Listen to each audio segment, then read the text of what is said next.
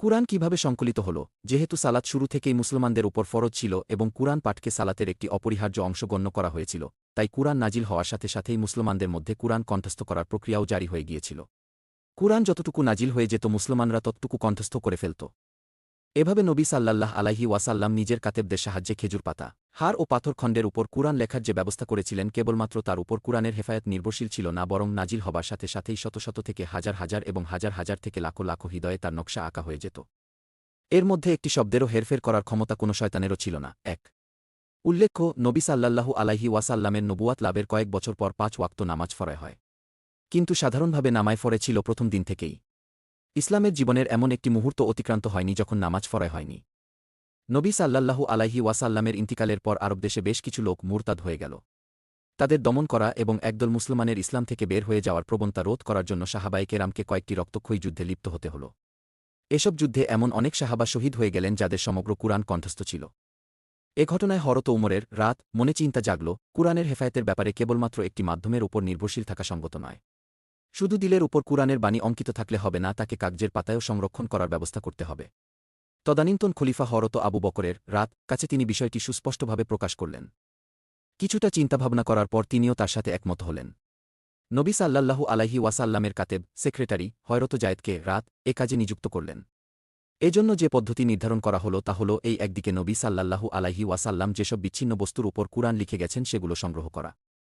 অন্যদিকে সাহাবীদের মধ্যে যার যার কাছে কুরআনের যেসব বিচ্ছিন্ন অংশ লিখিত আছে তাদের কাছ থেকে সেগুলোও সংগ্রহ করা।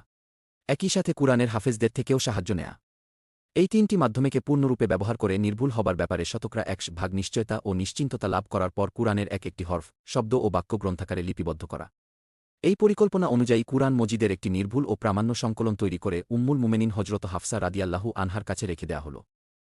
সবাইকে তার অনুলিপি করার অথবা তার সাথে যাচাই করে নিজের পাণ্ডুলিপি সংশোধন করে নেয়ার সাধারণ অনুমতি দেয়া হল। ২ নির্ভরযোগ্য সূত্রে জানা যায়, রসূলের সাক জীবদ্দশায় বিভিন্ন সাহাবী কুরআন বা তার বিভিন্ন অংশ লিখে নিজেদের কাছে রেখে দিয়েছিলেন।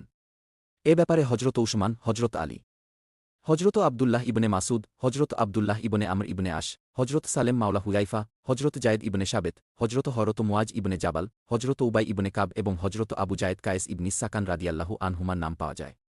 একই ভাষা হওয়া সত্ত্বেও আমাদের দেশের বিভিন্ন শহর ও জেলার কথ্যভাষার মধ্যে যেমন পার্থক্য দেখা যায়, আরবের বিভিন্ন এলাকার ও গোত্রের কথ্যভাষার মধ্যেও তেমনি পার্থক্য ছিল। মক্কার কুরাইশরা যে ভাষায় কথা বলত কুরআন মজিদ সেই ভাষায় নাজিল হয়। কিন্তু প্রথম দিকে বিভিন্ন এলাকা ও গোত্রের লোকদের তাদের নিজ নিজ উচ্চারণ ও বাকভঙ্গি অনুযায়ী তা পাঠ করার অনুমতি দেওয়া হয়েছিল। কারণ এভাবে পড়ায় অর্থের মধ্যে কোনো পার্থক্য হতো না, কেবলমাত্র বাক্য তাদের জন্য একটু কোমল ও মোলায়েম হয়ে যেত। কিন্তু ধীরে ধীরে ইসলাম বিস্তার লাভ করল। আরববাসীরা নিজেদের মরুভূমির এলাকা পেরিয়ে দুনিয়ার একটি বিশাল বিস্তীর্ণ অংশ জয় করল। অন্যান্য দেশের ও জাতির লোকেরা ইসলামের চতুসীমার মধ্যে প্রবেশ করতে লাগল। আরব ও অনারবের ব্যাপকতর মিশ্রণে আরবি ভাষা প্রভাবিত হতে থাকল। এ সময় আশঙ্কা দেখা দিল, এখনও যদি বিভিন্ন উচ্চারণ ও বাকৃতিতে কুরআন পড়ার অনুমতি অব্যাহত রাখা হয়, তাহলে এর ফলে নানা ধরনের ফেতনা মাথাচাড়া দিয়ে উঠবে। এ সময় আশঙ্কা দেখা দিল, এখনও যদি বিভিন্ন উচ্চারণ ও বাকৃতিতে কুরআন পড়ার অনুমতি অব্যাহত রাখা হয়, তাহলে এর ফলে নানা ধরনের ফেতনা মাথাচাড়া দিয়ে উঠবে। যেমন, এক ব্যক্তি অন্য ব্যক্তিকে অপরিচিত পদ্ধতিতে কুরআন পড়তে শুনে সে স্বেচ্ছাকৃতভাবে কুরআনে বিকৃতি সাধন করেছে বলে তার সাথে বিরোধে ও সংঘর্ষে লিপ্ত হবে। অথবা এই শাব্দিক পার্থক্য ধীরে ধীরে বাস্তব বিকৃতির দ্বার উন্মুক্ত করে দেবে। অথবা আরব অনারবের মিশ্রণের ফলে যেসব লোকের ভাষা বিকৃত হবে তারা নিজেদের বিকৃত ভাষা অনুযায়ী কুরআনের মধ্যে হস্তক্ষেপ করে তার বাক সৌন্দর্যের বিকৃতি সাধন করবে। এ সমস্ত কারণে হযরত উসমান রাদিয়াল্লাহু আনহু অন্যান্য সাহাবায়ে কেরামদের সাথে পরামর্শ করে এই সিদ্ধান্ত গ্রহণ করেন যে সমগ্র ইসলামী দুনিয়ায় একমাত্র হযরত আবু বকর সিদ্দিক রাদিয়াল্লাহু আনহুর নির্দেশে লিখিত কুরআন মজিদের নোসখা অনুলিপি চালু করা হবে। এছাড়া অন্যান্য সমস্ত উচ্চারণ ও বাকৃতিতে লিখিত নোসখার প্রকাশ ও পাঠ নিষিদ্ধ ঘোষণা করা হবে। আজ যে কুরআন মজিদটি আমাদের হাতে আছে সেটি হযরত আবু বকর সিদ্দিকের রাদিয়াল্লাহু নুসখার অনুলিপি। এই অনুলিপিটি হযরত উসমান রাদিয়াল্লাহু সরকারি ব্যবস্থাপনায় সারা দুনিয়ার দেশে দেশে পাঠিয়েছিলেন।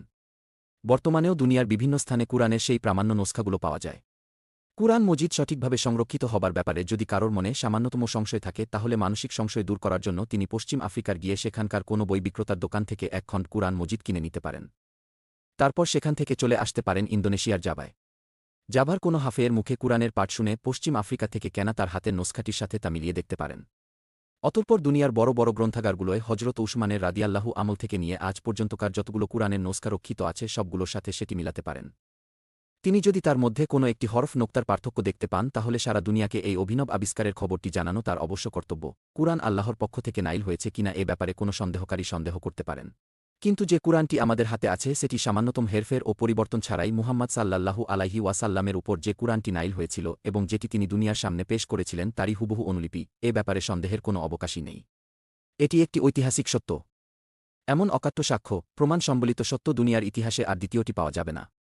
এরপরও যদি কেউ এ ব্যাপারে সন্দেহ পোষণ করেন তাহলে বলতে হয়, দুনিয়ায় কোনো কালে রোমান সাম্রাজ্য বলে কোনো সাম্রাজ্যের অস্তিত্ব ছিল এবং মোগল রাজবংশ কোনো দিন ভারত শাসন করেছেন অথবা দুনিয়ায় নেপোলিয়ান নামক কোনো ব্যক্তি ছিলেন। এ ব্যাপারেও তিনি অবশ্যই সন্দেহ পোষণ করবেন।